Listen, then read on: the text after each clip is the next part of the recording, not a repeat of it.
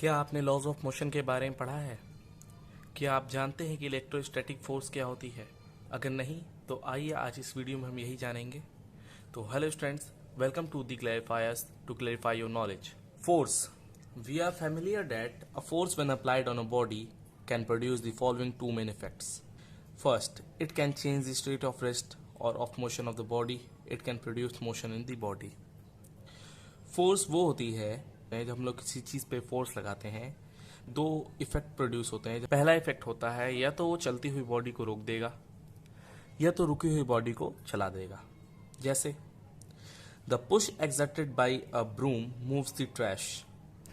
हम लोग जब घर में झाड़ू मारते हैं तो धूल आगे हो जाती है, तो इस पे फोर्स लगा है, ठीक है। दूसरा, a ball lying on the ground moves when it is kicked. एक बॉल ग्राउंड पे पड़ी है, उसको जब किक करेंगे तो वो आगे बढ़ जाएगी।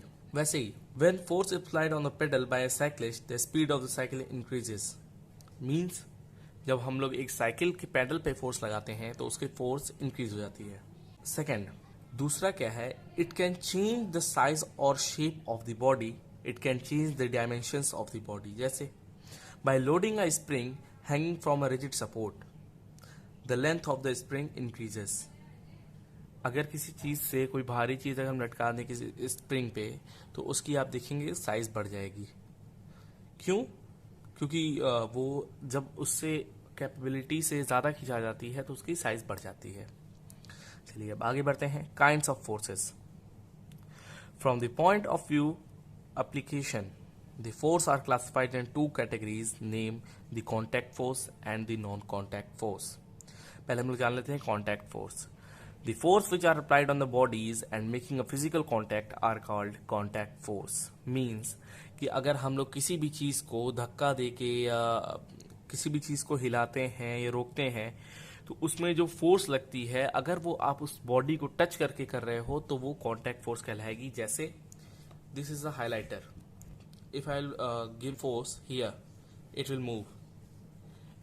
This is called contact force because I am touching it and my body is touched with it, then that's why it moves. Okay, these forces are produced and experienced when a body comes in contact with another body.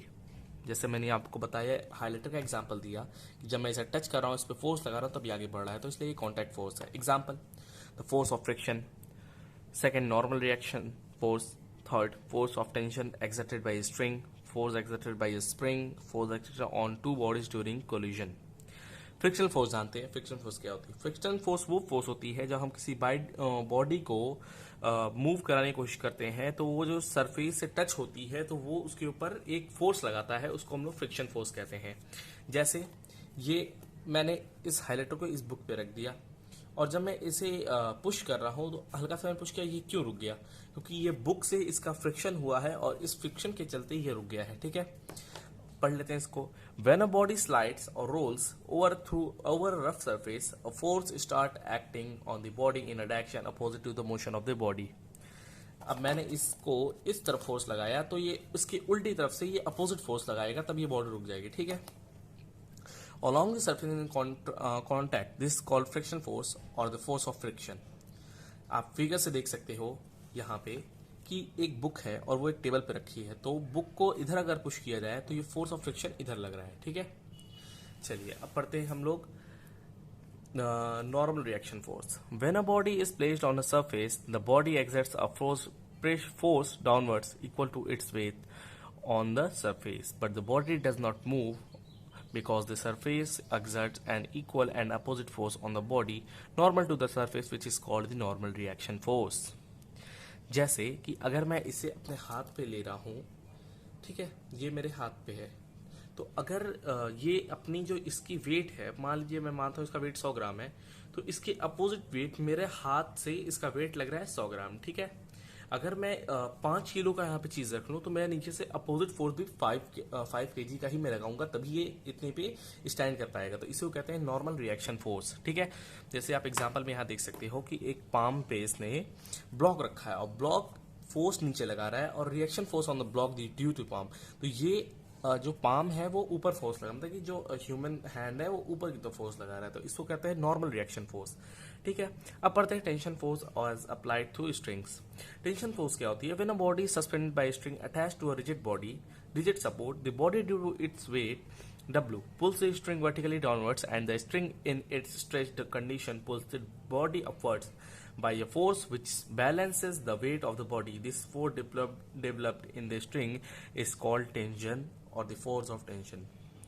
इसके अंदर क्या बताया जा रहा है कि एक string एक बॉडी बंधी हुई है। When a body suspended by string, एक स्ट्रिंग से एक बॉडी लटकी हुई है बांध के, ठीक है, और अटैच्ड एक रिजिड सपोर्ट से, ठीक है, ये रिजिड सपोर्ट है ये वाला, ठीक है, ये रिजिड सपोर्ट है। And the body due to its weight W pulls string vertically downward.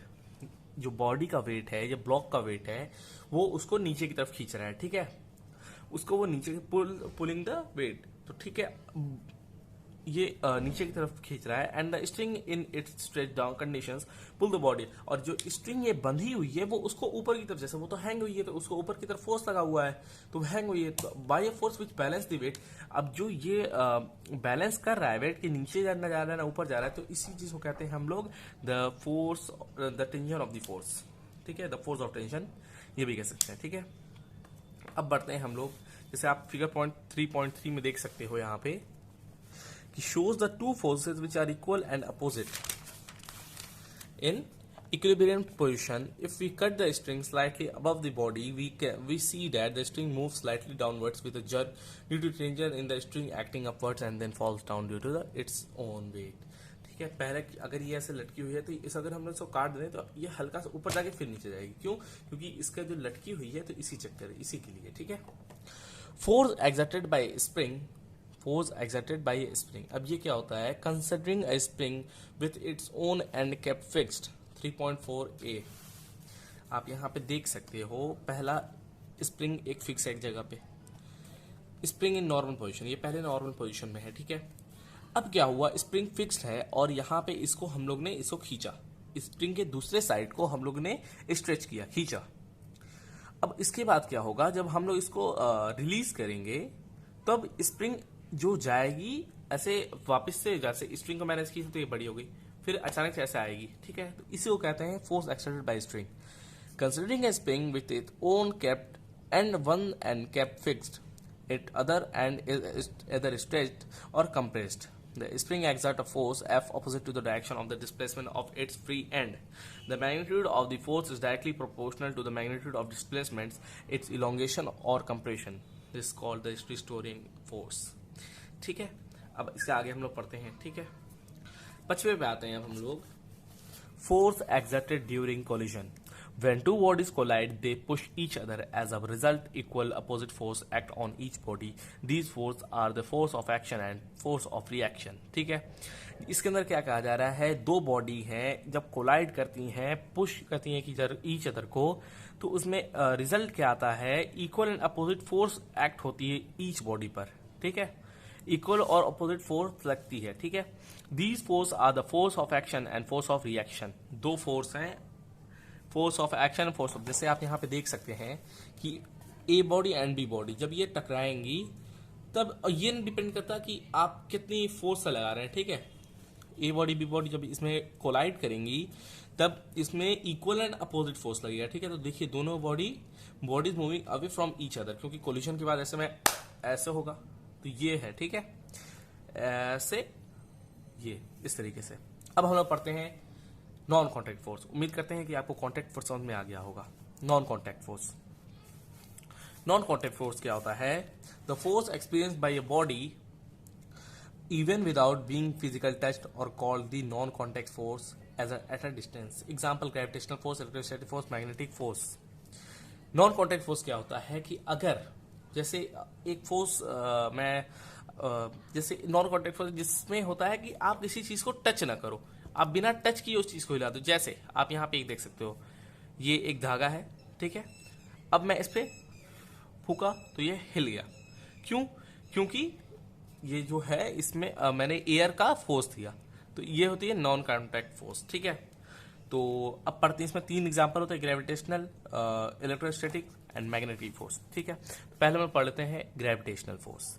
In universe, each particle attracts the other particle due to its mass. This force of attraction being between them is called the gravitational force.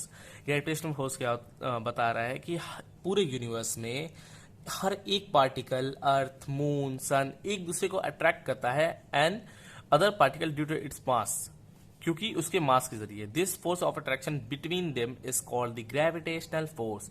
The earth also because of its mass attracts all other masses around it. ये जितने अर्थ में जो gravity है वो अपने आप, जैसे अगर मैं इसे छोड़ूं यहां से, इस जगह अगर मैं इसे पकड़ा हूं और इसे छोड़ दूं नीचे, तो ये क्यों नीचे गया? क्योंकि इस पे अर्थ ने इसको खींचा। और अर्थ ने इसको कैसे खींचा? अर्थ ने इसको कॉन्टैक्ट फोर्स तो लगाया नहीं कि अर्थ ऐसे आई पकड़ के इसको नीचे ले गई, ये डायरेक्ट अपने आप मैंने इसको छोड़ा और ये नीचे गिर गया। इसका मतलब कि इस पे ग्रेविटेशनल फोर्स लगा है। ठीक है, the earth also because of its mass attracts all other masses around it. The force on a body due to earth attraction is called the force of gravity of the weight of the body. Force of gravitational equal to होता है wait of the body के। ठीक है, जितना ज्यादा wait उतनी तेजी से बॉडी नीचे जाएगी। It causes motion in the body towards the earth downwards. ठीक है, if the body free to move, thus it is the force due to gravity that makes a body fall when released from a height। जैसे मैंने आपको बताया कि अगर मैं इसको छोड़ रहा हूं तो ये नीचे जा रहा है, तो इसमें बॉडी का मूव है, अगर वो एक हाइट से छोड़ेंगे तो नीचे ही जाएगा। The body also attracts the earth by an equal force but no motion is caused the earth because of its huge mass. ये जो बॉडी है ये भी अर्थ को खींचती है, लेकिन अर्थ का मास इतना ज्यादा है कि वो आ ही नहीं सकती, जाहिर सी बात है। ठीक है, जैसे example, a ball placed on a table starts rolling down when the table is tilted. एक टेबल है, अगर उस पर बॉल रखी है और उसको हल्का सा अगर आप एक तरफ से ऐसे उठा दो तो बॉल स्लाइटली डाउन होने लगेगी धीरे धीरे, क्योंकि टेबल टिल्ट हो गया और बॉल के ऊपर लगी ग्रेविटेशनल फोर्स। ठीक है, दूसरा हम लोग पढ़ लेते हैं, if a body is thrown up in the air it goes reaches to height and then returns to the ground. अगर हम इस चीज को ऐसे ऊपर फेंक रहा हूं तो ये नीचे आ रहा है वापस, क्यों? क्योंकि इसके ऊपर ग्रेविटेशनल फोर्स लगा है और ये एक हाइट तक जाके फिर वापस आ जाता है।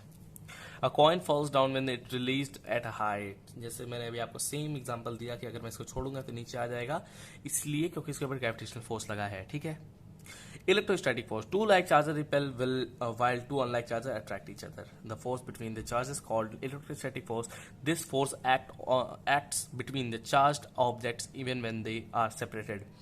बात यह है, आप यहाँ देख सकते हो, ये मेरे पास 2 पेंसिल्स हैं। ठीक है, अगर ये पेंसिल, अभी आप देख सकते हो दोनों पेंसिल सेम कंपनी की है। ठीक है, और अगर मैं इसे अभी इन दोनों को करीब लाऊं ऐसे, तो अभी ये मान लीजिए इसके अंदर दोनों में माइनस माइनस चार्जेस हैं, तो ये दोनों को रिपेल हो जाएंगी। ठीक है, और ये दूर दूर, अगर मैं इसको हटा दूं तो इसमें एक रिपल्जन होगा और इसके चलते ये दूर दूर चली जाएंगी।